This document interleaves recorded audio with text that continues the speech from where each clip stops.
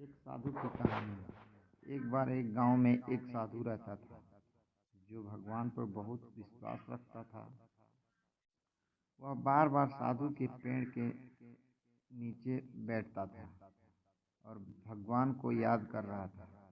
तो अचानक वहां बाढ़ आ गई। चारों तरफ पानी ही पानी। सब लोग अपने आप को बचने के लिए ऊपर पहाड़ की तरफ भागने लगे। उनमें से एक आदमी देखा कि इस हालत में भी साधु जी भगवान की तपस्या कर रहे हैं।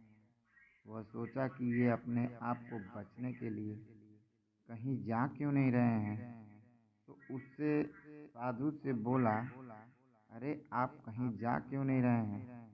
आप भी मेरे साथ ऊपर पहाड़ की तरफ चलो, नहीं तो डूब जाओगे। साधु बोले, अरे हमें क्या होगा? मैं भगवान की इतनी तपस्या करता हूँ, मुझे कुछ नहीं हो सकता। मुझे भगवान अपने आप बचाएंगे। धीरे धीरे पानी साधु के कमर तक आ गया। अब वो लोग वहाँ से नाव लेकर निकलने लगे। तो उनमें से एक ने साधु से कहा, अरे पानी आपके कमर तक आ गया है, आप हमारे साथ चलो। तो साधु ने कहा कि नहीं नहीं, भगवान मुझे बचाने अपने आप बचाएगा। और वह नाव भी चला चला गया। कुछ देर बाद पानी इतना बढ़ गया कि साधु के सर तक पहुंच गया। और अब लोगों को बचने के लिए हेलीकॉप्टर निकलने लगे। एक हेलीकॉप्टर साधु के पास आया, जो कि आखिरी हेलीकॉप्टर था। साधु के पास नीचे रस्सी फेंकी और बोला, इसे पकड़ो और ऊपर जाओ, नहीं तो डूब जाओगे।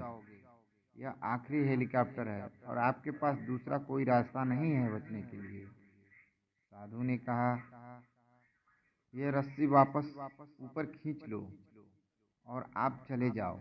मुझे भगवान के ऊपर पूरा भरोसा है, वह मुझे बचा लेगा।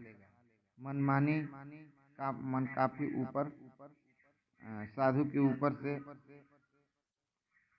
डूबने लगा। उसकी मौत हो गई। मरने के बाद साधु भगवान के पास गया और बोला, हे भगवान, मैंने पूरी जिंदगी आपकी तपस्या की, मेरा सारा जीवन आपकी आराधना करने में लगा दिया, फिर भी इतने भरोसे के साथ इंतजार किया। तुम मुझे बचाने आओगे, लेकिन वहाँ मेरी डूब कर मौत हो गई और तुम नहीं आए। ऐसा क्यों?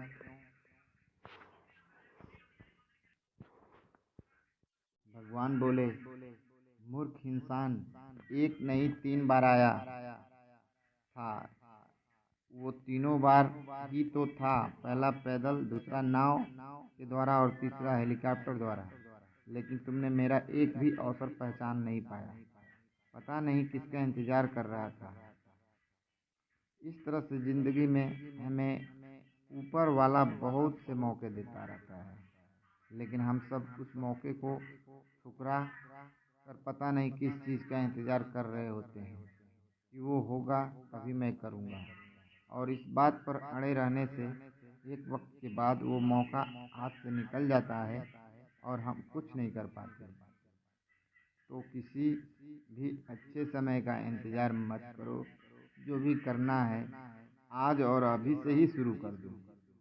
ऐसी ही और short motivational story speech quotes के लिए मोटिवेशन की आग पर आकर देखें।